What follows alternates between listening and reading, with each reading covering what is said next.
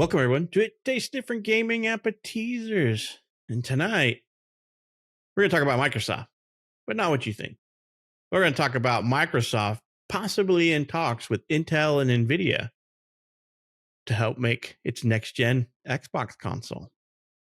So, on the latest episode of Moore's Law is Dead podcast, they mentioned that Microsoft has not yet signed the contract for its next gen console with AMD, which anybody who's probably paid attention to this stuff in the past probably already knows that Microsoft likes to play the waiting game to see if they can get AMD to go lower on prices, which I think is typical. And I think they do mention it in the podcast. That's typical behavior of them. But they say, like Sony, they already have multiple contracts with AMD for the PS6 and then their handheld. But Microsoft's got a lot of money. They like to shop around. And I guess the only thing that's really kind of different in this is that Intel has kind of jumped in on this opportunity as they see it to try to entice and talk Microsoft into going over to the dark side, because as we know, typically Intel's on the higher end of things for their chips and stuff like that, and especially like Nvidia. But this time they have a little bit of a leg up because they're trying to get really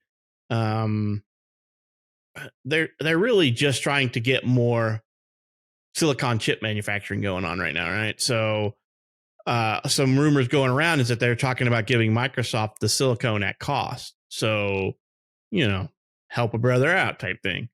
The Moore's Law is Dead podcast also revealed that the only reason Microsoft even talked to Intel for a prolonged period is because Intel was not only ready to give the silicon chips at cost, if not lower, while meeting the launch date without delay, but also assured its unlimited supply to Microsoft. So as we know, last year, the last release of consoles, they came during COVID, though. So, I mean, typically, we've not seen consoles sell out in a while, right? Like PS3 days, I think we saw, and then the 360 days we saw consoles sell out. We haven't really seen consoles sell out then, but then COVID hit and Xbox was kind of hard to get. PlayStation was extremely hard to get. You weren't really getting a PlayStation. Xbox was a little bit easier, but they were really hard to get. Scalpers didn't make it any easier. So, sounds like Intel's trying to make a sweetheart deal with Microsoft to get them in. But something I'd like to point out is that this is typical Microsoft behavior, right? And what's going on around with all the talks about Microsoft and them not existing for very long just kind of feeds into this whole, Microsoft hasn't made a decision, so that's kind of more food for thought that they may not be around or they're getting out of the console business. So I don't know. This kind of tells me, with all the information pushed in this podcast is that the next Xbox may come with Intel inside instead of AMD. How would that boast for Microsoft's competition against Sony? That'll be interesting, especially because they're being promised unlimited resources of Intel. So no chip shortages, make as many consoles as you can pump out, and also giving them a great deal on the silicone at cost, if not cheaper. I don't know. I would kind of be interested to see an Xbox console with Intel chipset and an Nvidia GPU. Why not? I could definitely see that coming along. Nvidia's for their GPUs, APUs, things like that. I could definitely get behind that. I'm typically an Intel guy. My PCs are almost always exclusively Intel. I will tell you, during the pandemic, I looked at I need to rebuild my PC, and AMD was right up there. Their quality and price was really beating Microsoft there for quite a while. And before, AMD was a lower end on their processors and GPUs and things like that. And Intel had the higher specifications, but also come at a higher cost. But AMD got close for cheaper. So, I flirted with that during the pandemic, but they were so cheap that everything was sold out. All their motherboards were sold out that supported their chips, and then their video cards, just like everybody else's video cards, were hard to get. So I ended up building a computer based off of Intel's chipset, and eventually bought me an Nvidia GPU after the whole crypto market started to kind of slump off and China's cracking down on them and things. So um, I think I look at it as a good thing. Any competition where Microsoft can keep the price of their consoles down and also being promised an unlimited supply of chips and things for their consoles sounds like a win-win to me for gamers, especially if it does those things, keeps the console price down and keeps chips flowing, so Microsoft can just make console after console after console. Because if Microsoft can make hundreds of thousands of consoles at release and Sony can only make tens of thousands, would that drive more? I don't know if that would drive more people to Microsoft. I don't know. Sony's fan base is pretty fervent, you know. But if your next gen console comes out and you can't get a hold of one or the other, sometimes it drives a little bit of the market the other direction. So I can see this helping Microsoft, especially if they can meet whatever Sony's console price is or beat them and still make money on consoles, because consoles have typically been what money lost for like Sony and Microsoft. They usually sell their consoles at cost, if not for a little loss, just to keep their ecosystem alive. So, Shane, what do you think about this? What do you think about having an Xbox with the Intel inside? Well, everybody knows I'm such a tech guru. I don't know squat about tech. I don't. I do know games. I am a gamer. So if that gives me better games in any form of any kind, I'm good with it. Microsoft has, if I remember correctly, Microsoft has never made a dime on their consoles. They always sold consoles for a loss, even today. The original Xbox lost a butt ton of money, but that was their plan. Get it into the market, take the loss, but get the games up. And, it worked out well for them, for the first few iterations. But as far as Intel goes, I'm not a tech guy. I don't know the difference. Now, my concern would be Sony running with AMD, Microsoft running with Intel, Nintendo running with, I don't know, Snapdragon or whatever the hell they're going with. How will those differences affect game development? That would be where my concern is. Now, PCs have a plethora of different parts and manufactured by different people and all that. So I don't think my concern is probably as valid as my brain thinks. So you guys will have to fill me in there. But if Microsoft can get parts for cheaper, that means they could sell the console for cheaper. Possibly. Granted, they're not going to take any more of a hit than they need to. But if they can do that, that's just bonus for the gamers. I mean, $20 cheaper is $20 cheaper. Like the T-shirt says, I gave it $20, $20. I will do anything to save money, and Intel putting their stuff in there, it's good with me. It's as just as a gamer, I can look at this as a win. Far as the possibilities of it. Now, like I said, I'm not a tech guy, so you guys are going to have to fill in more of the tech aspect. But far as the gamer in me, I think it's a good thing. I am pro Xbox, but I love my PlayStation. I don't have any qualms with the console. The company, yes, but not the console. So whatever Microsoft does, Sony does, Nintendo does, as long as they're doing it for the gamer, I don't care what they put in it. I mean, they could freaking put the old Dreamcast hardware in there. I wouldn't care as long as I'm getting good games, quality games. So, but there's a lot of rumors going around right now about Microsoft from every aspect, from new consoles to they're taking off to the moon. They're partnering with Elon Musk. I don't know. There's lots of rumors going around about it. So hopefully we'll get some clarification. And I honestly, I don't know if I'm ready for a new console yet. So hopefully we don't have to worry about this for a while anyways. But if it's good for the gamer, I don't care what they put in it. Intel, whatever. So, what about you, Nick? You're the tech guy. What do you feel about my concerns? Are they remotely valid? I mean, will they, could that affect development in a negative way? Having the, different architecture in there or the different chipsets, excuse me. Uh, Probably not. And there we go. I mean, because of PCs, they play a variety of things. I would imagine that. I guess it just depends on what they do, because most of these consoles are usually custom chipsets, so it depends on the architecture and how it's developed, right, and whether or not developers have to change their development for Intel based versus AMD, because everything else is AMD, right?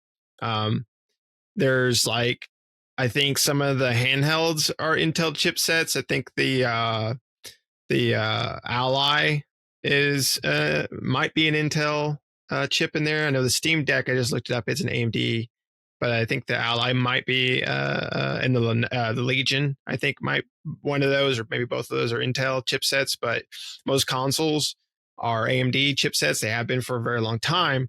So it would be really interesting to see Intel in a game console. I think it would be, I don't know.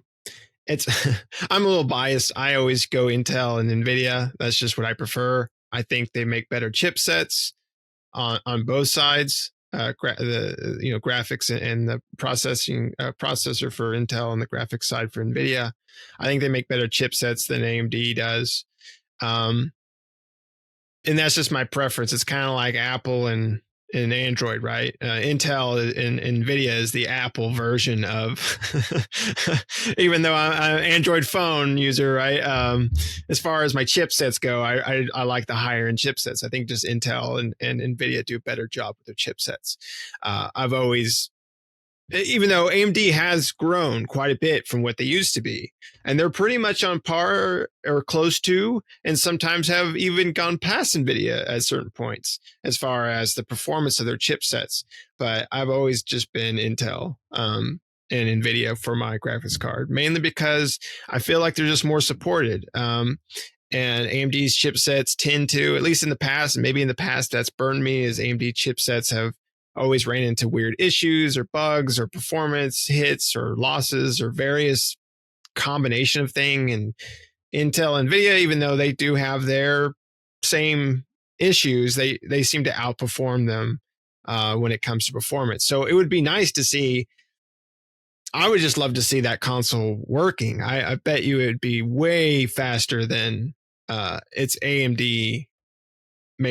Maybe not. I don't know, but I would figure it'd be way quicker and better performance than its AMD counterparts out on the market. So I would love to see Xbox go over to an NVIDIA chipset. But again, I don't know. We'll see what Pat thinks. I don't think that Intel being in Xbox for development, for developers would change much, but I honestly don't know. Because that'll be kind of new for developers, right? I mean, when it comes to console gaming, because it's always been an AMD architecture setup in consoles, and then having to make one for an Intel architecture and one for an AMD architecture might change things for developers, and that might potentially cause certain developers not to develop for Xbox. I honestly don't know. I do find it a good thing, though. I'm very interested in it, and I'd love to see it. And I mean, basically, that would be, as far as the Intel-based gaming console, they would be the market. They don't. PlayStation wouldn't have to. For Microsoft, they wouldn't have to compete with PlayStation, Switch, and all the other console or handheld manufacturers that also use AMD chipsets, right?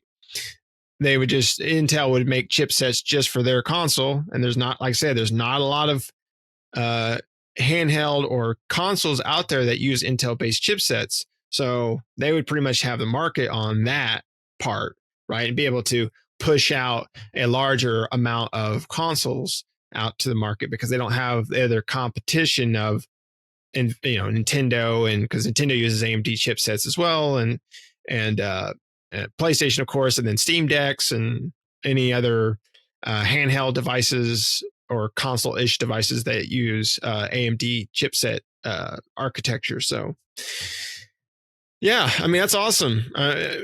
It's like Pat said, it's not unusual for Xbox to shop around. They tend to do that every time. They usually end up going with AMD, but we always hear stories of them shopping around for better deals, but they end up going with AMD. This is more prominent this time that, Microsoft may end up going with Intel at this point, especially with Intel. If this is the deal that Intel's giving them, it's a pretty sweet deal. So they may be like, yeah, cool, let's go that route. But I don't know. We'll see. But it's exciting. It's exciting to see. What do you think, Pat, though? What do you think of the different architecture types that Shane was presenting? What's your take on it? I don't see a problem. It's all x86 64 architecture, so I don't see the dev kits causing that much problem between PlayStation and Sony. I mean, to me, it doesn't because it's the same architecture. If you're Intel, it's architecture. If you're AMD, it's micro architecture, but it's the same thing. They're still using the Zen 2s, and those are all x86 64 architectures. So I don't see the development being that much different, to be honest.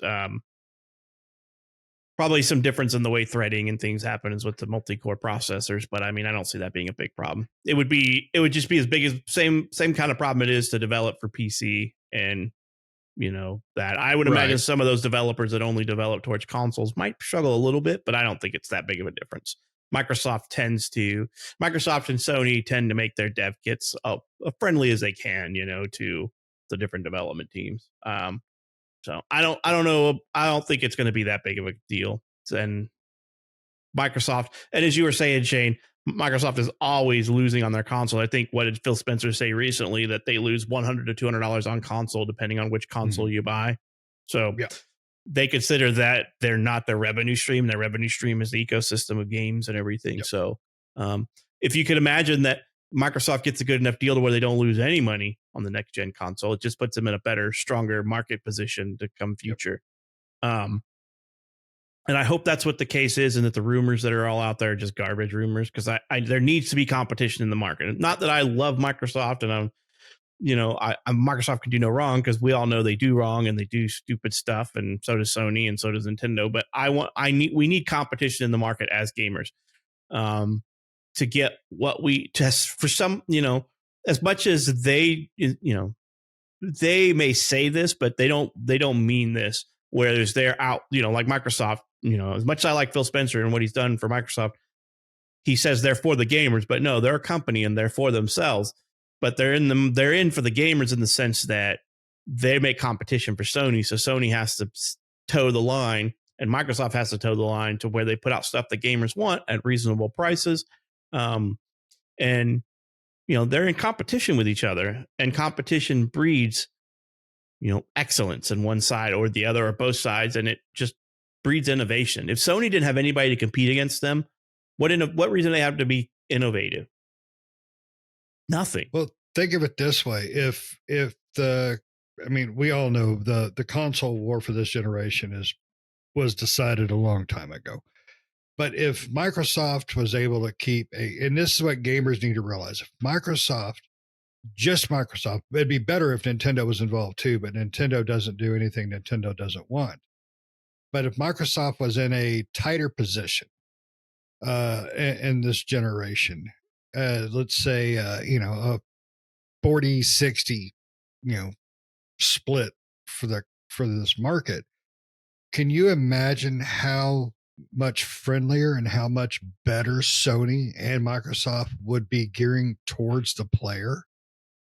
Because they want more base. They want a better spacing between the competition. And if gamers would remember that, they're benefiting themselves. We have all the systems because, we have the money to do it. That's not that we're better gamers. We're just financially, we're in that position, thank God. But if we could get that market tighter, it would benefit the gamers. And that's what we had to remember. If we go into this next generation, and I know in my heart, I believe Microsoft will still be there. I don't think any of those rumors are quite true. I think gamers have to remember, if we can keep it tight, we get more stuff. We get more goodies. That's what we got to remember. Now, it'd be nice if Nintendo participated a little bit, but they do what they do, and it's fine. It's their business. I love my Switch, so whatever they use, I don't care. I want to be selfish. I want more shit for me. I want better consoles, better games. If Sony and Xbox end up entering the handheld market, what is that going to look like for Nintendo, right? I mean, Nintendo's fan base is just as bad as, and I don't mean bad when I say it, but they're just as fervent as Sony. Mm-hmm. They love their Switch and they love the games they make. And Nintendo has a market. Nintendo has a clear niche into that market, right? The games they put out are the same kind. As much as, the only time it's not is when somebody decides to put Skyrim or something like that on the Switch. And you're like, this doesn't fit the demographic of the Switch, right? The Switch is always like cartoony graphics and it's this certain style of art and certain style, of what's put on the Switch. But, everybody it's kind of funny because I always thought the handhelds were kind of dying off because they kind of did, right? Back when we were younger, we had all the like Tiger Direct handhelds and every console company made a handheld. I had the old Sega handheld. They had the Game Boy. Then you got DSs and so on and so forth. Then you had PlayStation at their their handhelds back in the day. And now it seems like handhelds kind of died off, right? There's quite a few years between the only person who was doing it was Nintendo. Yeah, I'd say basically the last generation was kind of gone with the handhelds, and then Nintendo came out with the Vita was the last one that Sony did, right? And when was that? I think that pretty much died off 10 years ago. Yeah, that's what I'm saying. Maybe not quite that long, but yeah, it was a big lull, and then Nintendo was like, you know what? Instead of having two things, we're going to make one thing. Do both, and here comes Steam. I could do that. And then here comes Allie and everybody else. And I don't see in any form or fashion Microsoft or Sony dethroning anybody on the handheld. Not Steam, not Nintendo, nobody. Now, if they did some sort of crossbreed system like Nintendo, please don't. That'd be about the only way. Right. And I don't see that happening personally. And so, Shane, you're not going to be buying the console that Microsoft's supposed to release this year? Their mid-gen refresh we're supposed to get? There's you mean the one we weren't supposed to get, and then now we are going to get, but we're not going to get? But yeah. It was discovered during the whole FTC lawsuit, and that was published then that we were supposed to. Microsoft may backpedal on that now, but I think they said they were, but then there was. Right now, we're like in a whorehouse of rumors. It's just rumor after rumor after rumor going around about Microsoft right now, and you cannot keep up. Here quickly, by the time you get to this episode, Microsoft's supposed to put out some sort of a business statement of what's happening. So hopefully we'll get some of these rumors cleared up. I think most of them are just fanboys going nuts on both sides. So until I hear it from Phil's mouth, I'm trying not to let it get to me.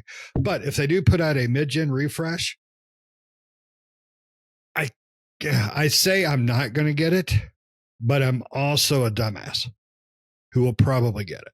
From my understanding, there's no hardware benefit, so there's no point in getting it. Now, if you wanted to get one for your kids or something like I know that you bought your kids like the Xbox, what was it, the Series S or whatever that was the last gen. The One S. The One S, there you go. The One S. The white one. And I have the Scorpio as well. Because we all do the Scorpio. We all have the ruined buttholes trying to win the Taco Bell one for that one to prove it. Yep. So much Taco Bell, my toilet melted, so, tired. Yeah. So, I mean, I see this as a win if Microsoft can get it, because all it does is put them in a better position to compete with Sony, and to put out a console without losing money and still price theirs at the same price that Sony does. So what they can then do is they can just sit back and wait for Sony to release their prices, right? And Sony, because we always know that the two of them are like last ditch line to where they got to put how much their console is going to cost, and one's waiting for the other so they can come in and be like, oh, we were too high, or oh, we can bump it up a little bit, make a little bit more money, you know? So they all try to release their console prices at the same time, and so they're not shooting themselves in the foot by pricing too low or too high and forcing gamers not to be able to afford their console. Yeah, the 360 PS3 era pretty much solidified. We don't release any sooner than we have to, because exactly. Microsoft came in at what, $399, and somebody's like, I could do $599. Yeah, no, you and then couldn't. the 368 is lunch. Exactly. Yeah. So yeah, and so that's where it's at. So with these numbers, I wonder if Sony loses money on every PlayStation sale. They never say. I want to say, at least with PS4, I want to say they were making money near the end, but don't quote me on that. Right. So I want to know, do they make money selling a PS5 and all that stuff, or are they in the same boat as Microsoft where they lose money every time? I don't know. Like, Sony's bargaining power is probably a lot higher than Microsoft's is in the console arena, right? Because they're like, it's pretty much a given that we're going to sell out 2-1 or 3-1. It was going 3-1, and now it's 2-1. So it's recently they came up with basically it's 2-1. So Microsoft's gained some ground, but yeah. So I look at it as a win-win. And as long as Microsoft fully fleshes out their dev kits for games, I don't think we'll have a problem with any architecture related issues. As long as we get these developers to stop. It makes absolutely no sense for a third-party developer to release an exclusive. Just doesn't. That to me is the most stupid, insane thing ever. You've got nothing to gain and everything to lose by doing that. This makes no sense. And if Nintendo could make a console that's comparable to the Xbox and the Sony, there'd be no reason to put it out on that. Now, their architecture layer may be different, but I've not looked into what. When I bought a Switch, I wasn't worried about what their architecture and performance was, because I'm like, whatever. I'm not buying it for the latest and greatest next-gen graphics. So, all right. Well, you guys got anything else on this AMD versus Intel head-to-head battle before we wrap it up? Nope. I just want more gamer for my buck. Yep. So let us know down in the comments. What do you think about this? Are you an Intel or an AMD guy? Are you an Nvidia or an AMD guy or girl? So are you an AMD gal or guy? Let us know. Let us know down in the comments. And what do you think about the console wars? Everybody has an opinion. And, we're just lucky, as Shane put, to be in the financial situation that we are to afford all the consoles. And I'm very lucky in that aspect, and that I can participate in my hobby at the level that I want to. So let us know what you think. And if you're not subscribed, we're at the end. You watched the whole episode. Why not subscribe? Help us out.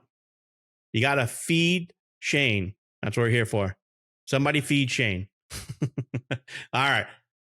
Hope you like this video, and I hope to see you in the next one. See ya.